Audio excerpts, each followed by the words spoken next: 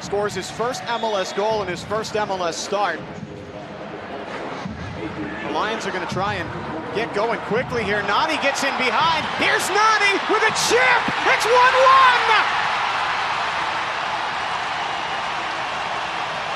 Luis Nani floors the gas pedal. Luis Nani have on his feet. He's the one that starts this play. Look at that vision from Higuita. It does take a deflection, but this finish right here, that is absolutely world-class for the Manchester United legend for his 10th goal for Orlando City. Yeah, it's amazing when you're going at that pace and you're going in on goal, to be able to slow yourself down and have that composure, to just have that touch is pure class. It's exactly what Orlando City needed. But how important is the response and how quickly it came, because you just see